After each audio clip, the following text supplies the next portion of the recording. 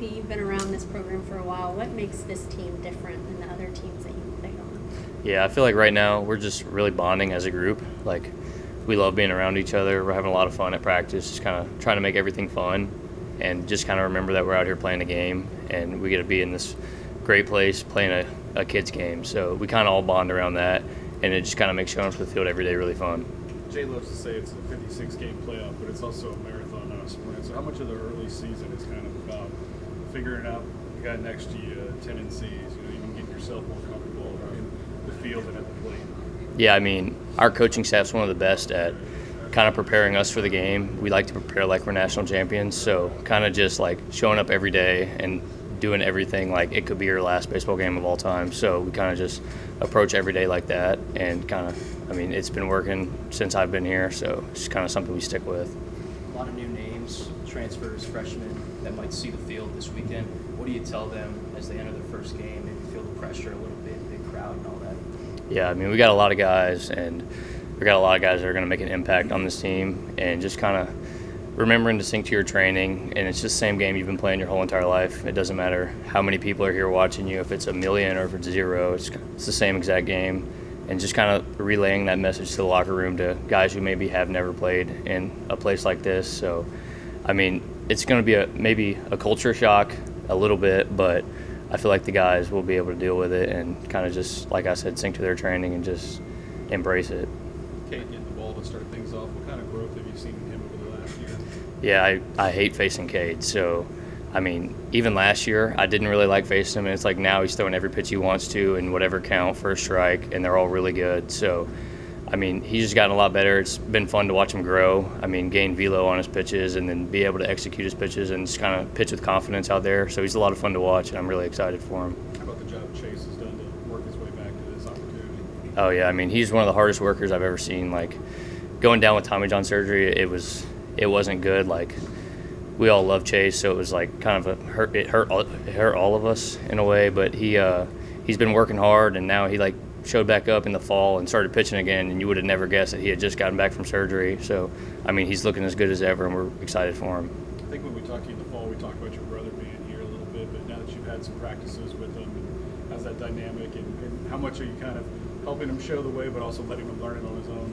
Yeah, I mean, it's been a lot of fun with him here. Kind of like we never were able to play together in high school, so like he wasn't even able to practice with me. So just going about our practices, watching him hit BP, watching him take ground balls and stuff like that, it's a lot of fun because it's like growing up, we would go in our backyard, and my dad would hit us ground balls or throw us BP in the cages. So it's awesome to just watch us do it here. And I mean, he's grown a lot. He's gotten a lot better as a player, as a person since he's been in college, and I'm super excited for him. It sounds like there's going to be some rotating in the outfield, at least to start the season, just to kind of find the best mixing and matching. As a veteran player, when you have 5, 6, 7 guys that could all insert into the lineup, just what do you tell some of these guys that maybe have always started or always been in the lineup that they might not be in there on an everyday basis to start the year? Yeah, it's kind of just embracing whatever your role is that day. If you're starting in the outfield that day, go out there, be the best player you can be. And if you're not starting in the outfield, but you might pinch hit later in the game, just being ready, staying locked in.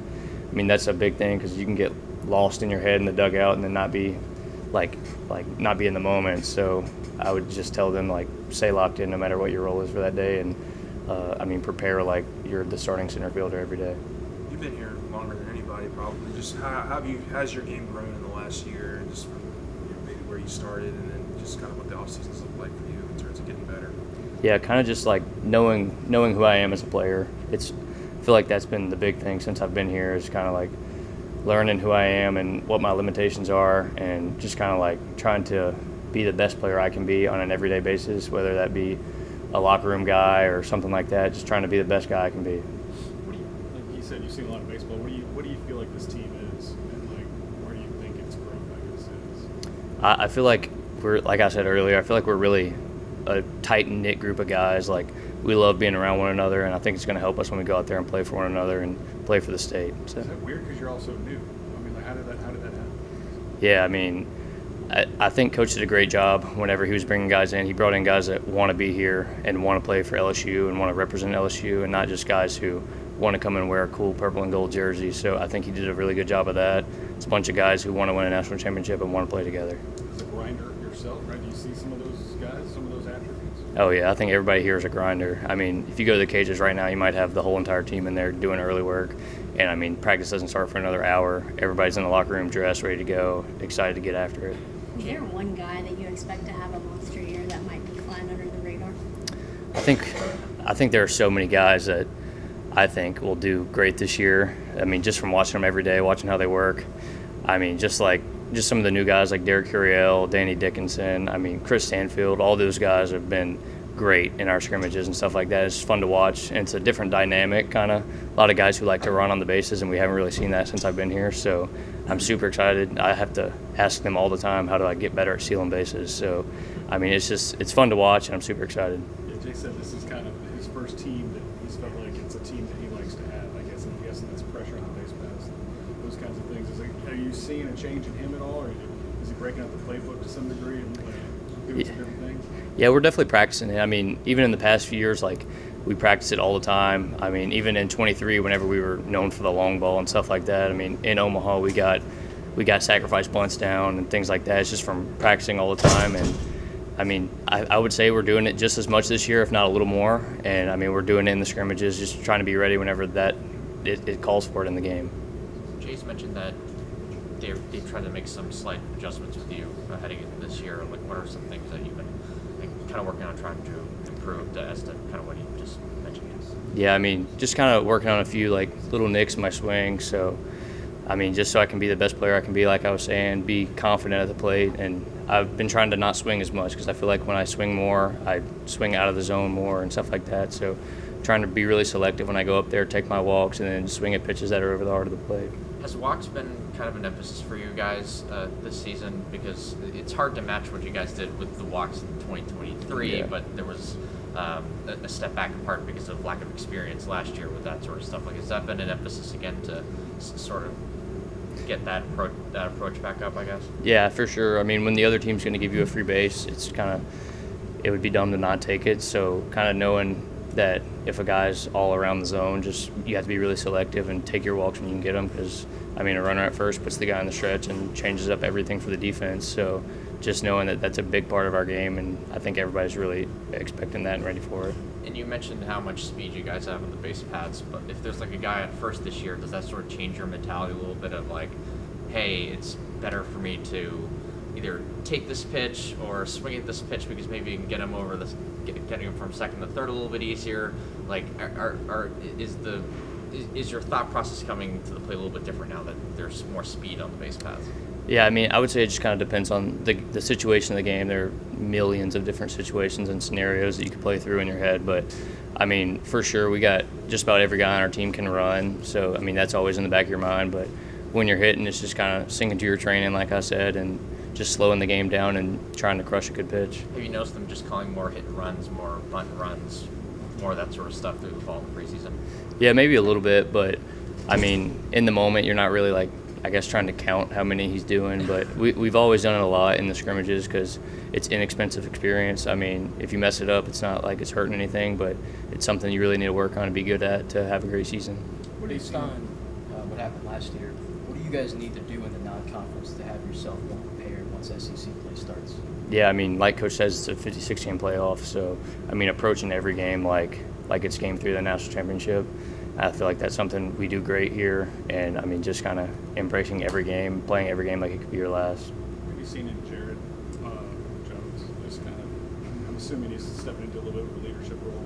Oh, yeah, he's been a huge leader in the locker room. I mean, if guys need anything, they go to him. I mean, he's the guy this year, so, I mean, I'm really excited to watch him play. I mean, he's just crushing balls in practice. It's fun to watch. I mean, I'm still in awe how he can just with ease hit a ball over the batter's eye on any given day. And, I mean, I'm looking forward to it this year. He's grown a lot as a player, and I'm really excited for him. How would you describe what Curiel has been so early in his career? I mean, he hadn't even played a game yet, and it sounds like he's going to be the next star here. Just what about him, or what about him as a player has stood out to you in terms of why he's ready to be such a prolific piece to y'all's team this year? Yeah, he's really good at slowing the game down. I feel like he's never sped up in any moment. Like, no matter what the game's calling for, he's just the same player he is at all times. Like, he approaches every at-bat like he's just taking another round of BP, and I think that's going to really help him in the long run. And, I mean, he's exciting to watch. He's fast. He's strong. I mean, he has great bat-to-ball skills, and, I mean, he plays the game aggressive, and I think he'll be really good. Have you seen him get stronger since he arrived here? Oh, yeah. You said he's added a bunch of weight, so. Yeah, for sure. He's definitely a lot thicker. That goes for every single player on our team. I mean, Chris Martin's done a great job with us in the weight room, and, I mean, everybody's getting bigger, gaining muscle, so. When you face William Schmidt, how was that? I don't like it. I mean, he has a really sharp curveball and throws really hard, so, I mean, he's going to be great for us. And it's crazy he's so young and he's able to do what he's doing, so I'm looking forward to it, and he's going to have a great career here. It seems like everybody talks about his poise. Do you think that's just from what he was able to do in high school, but also it's hard to translate for his first year in college? Yeah, I think he has a great head on his shoulders. He's out there, he's competing, he's wanting to beat the guy really bad in the box. So he's a competitor, and, I mean, he approaches every pitch like it could be his last, and he's going to be great. You dabbing a little in the infield. What's the left side look like since Jay kind of announced the change? Yeah, I mean, I love watching Monster field a ground ball, so I think everybody can say that. He attacks every ground ball. It's like he's doing things like you won't see him in the camera frame, and then out of nowhere he pops out, fields in, spins around, and throws the guy out at first. And, I mean, it's been a lot of fun. We got, 6 guys that could play every single day and, be competitors in the lineup and play good defense. So I'm really looking forward to it. And, we got a lot of dudes. Jay said we're not talking enough about Tanner in that regard too. What should we know about him? Oh, yeah, he's a ball player for sure. You were talking about grinders earlier. Tanner's for sure a grinder. Every time he steps in the box, it's like this dude's going to have a quality at bat right here. And I found this out the other day, holds the College World Series record for JUCO hits in a College World Series, which is kind of crazy. I didn't know that, but he has really good bat to ball skills, and he's a competitor in the box, and he plays great defense. So he'll be good for sure. For guys like Jake, Ashton, and Ethan, you bring in some transfers and talented freshmen that might steal the playing time a little bit. How have they kind of handled that, and how do you kind of keep them on the right track throughout the season if they're getting a little discouraged? Yeah, those guys have always been great team guys, great locker room guys. So they're not looking at it as much as stealing their playing time. It's whatever can help the team win that day. And they trust coach, they trust what he can do with the lineup, and they know that they need to be ready at any time. Both of those guys you just named have been in and out of the lineup, and when their name's called, they're to deliver. So I think they're really good at it on their own. But just telling them to stick with it, I guess, is the one thing I could say. And they've done a great job at that. You're kind of the poster boy for that. Yeah, for sure. When you think about it, so is that a conversation that you have with some dudes, and just, hey man, they may not need you early, but you're going to be there late, kind of thing? Yeah, for sure. The lineup with baseball, you can get hurt, things like that. You never know when your number will be called, and just sticking with it. Being there for the team, wanting to be the guy to help the team win on that day. Everybody's competitors, so obviously everybody wants to be in the starting lineup, but just being ready to go when your number's called. You never know when you're going to get a big pinch hit at bat, and what you do with that will determine what goes on for the rest of the year. So, does that make practices more important than ever? Oh yeah, for sure. We're always competing out here in practice, trying to make each other better, and that's just the way it goes here. Everybody's great, so you got to work hard. With the versatility that you guys have added in the order, some more lefties, for example, does that help you? It helps the team, obviously, but do you think it helps you individually when teams can't sort of gang up with a bunch of lefties to throw against you, or guys that you're more comfortable with when you have a righty ahead of you and a righty behind you, for example? Yeah, we work on left matchups a lot in the cages and things like that. So, I would say most guys are pretty comfortable no matter who the guy brings out there.